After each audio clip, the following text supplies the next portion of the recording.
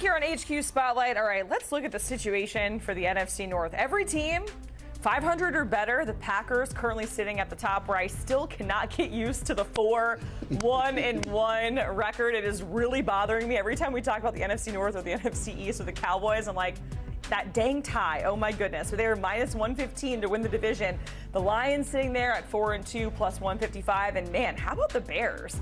Rattling off 4 straight wins. It feels like they have so much momentum. And the Vikings still not out of this thing despite dealing with injuries with J.J. McCarthy. They are sitting there at 3-3, right at 500, 16-1 to win the NFC North.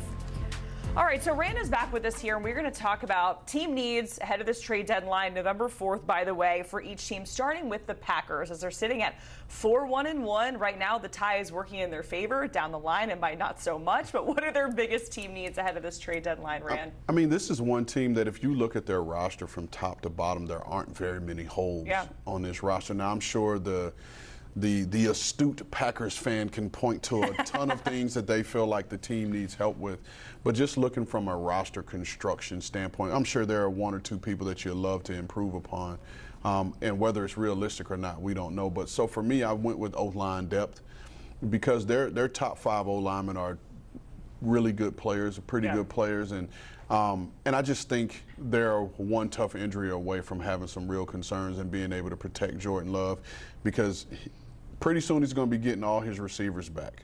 And there are going to be some tough decisions that are going to be made just in terms of whether they activate guys, what roster moves that they're going to make to get those guys up on the team. And so once those guys get back, you're going to need Jordan Love to be upright so he can get the ball to all those guys. So I just went with O-line depth. You know what? Honestly, I do feel like, and maybe I'm wrong, but I feel like depth is what you're targeting at the trade deadline. I feel like that's a pretty good place to be, right? Or do you agree with that, or not so much? Yeah, I mean, again, there are few holes on this team, because someone can argue that they would want a corner. Well, you got to understand how Jeff Hafley plays that defense and what that position means and the style of corner. There aren't very many tall, long guys walking this earth that can play that style of corner, and so you don't necessarily need a top flight Patrick Surtain. Although you would love to have a Patrick Surtain II, you don't need that for that defense, because so much is predicated off of what they're able to do up front. Yeah, of course. All right, let's go to the Lions, a team that's in action tonight against the Bucs in prime time.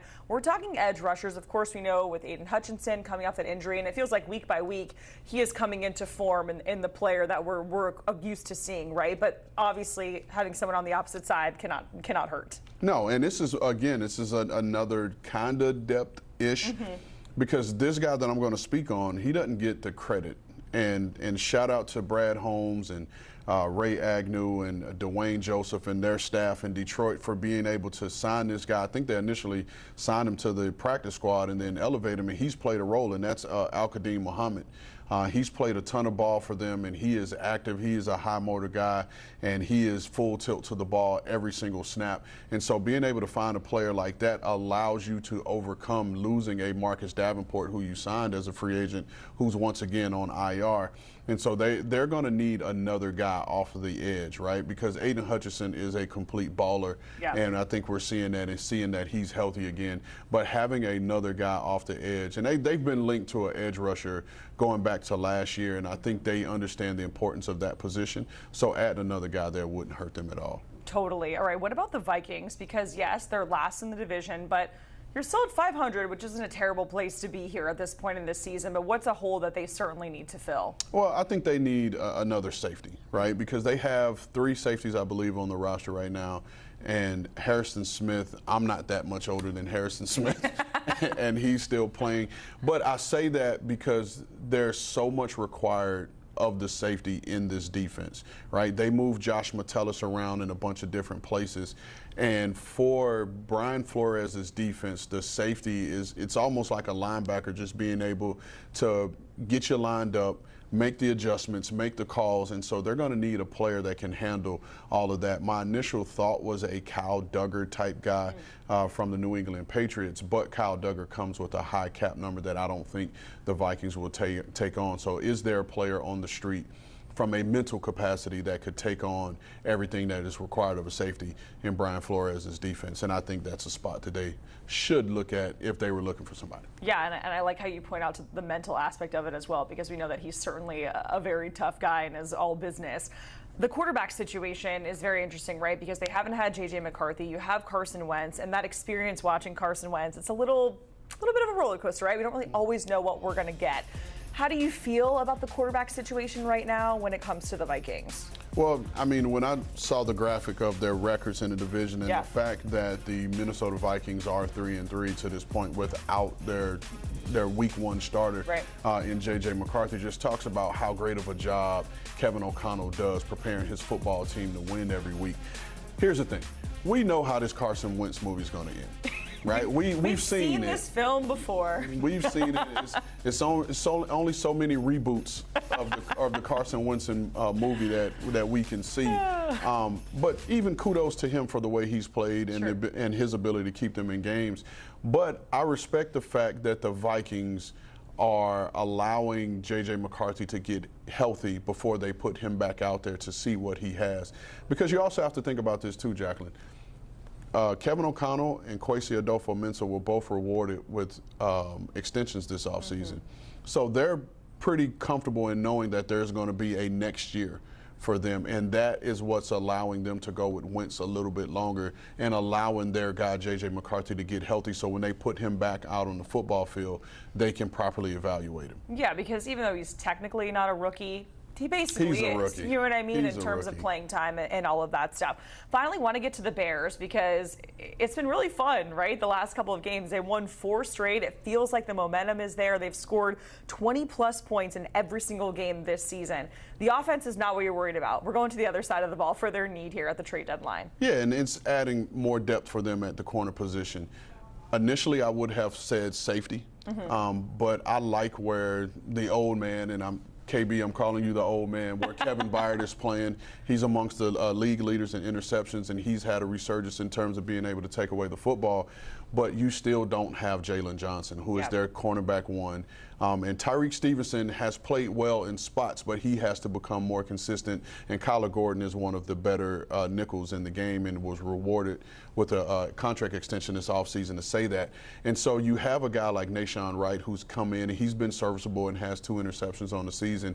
But I think you need to continue to add depth there, especially within this division, right? Because those the receivers that they're going to face in Detroit and in Green Bay and in Minnesota, there's going to be a lot coming at them, so you better have some depth at that corner position that's going to help you out down the stretch of the season. Absolutely. You got guys like Justin Jefferson that you got to match up with, right? Addison, all the guys in Green Bay, Matthew Golden.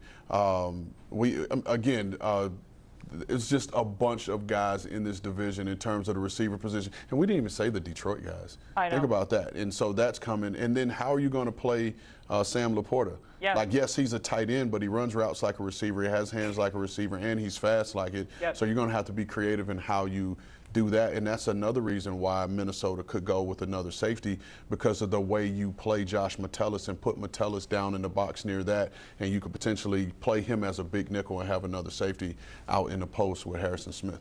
Absolutely. So it feels like obviously the margin for error all across the league is slim, but in this division, especially when it's already this tight here as we're going into week 8. So out of all of these teams, Ren, which to you do you think the trade deadline is most crucial for, that they really, make the right moves in terms of still being in it in terms of the playoffs? I think for me, if we're looking at it and we see the graphic here with the standings, I think the biggest team here just in terms of being able to bolster their roster down the stretch is going to be Detroit.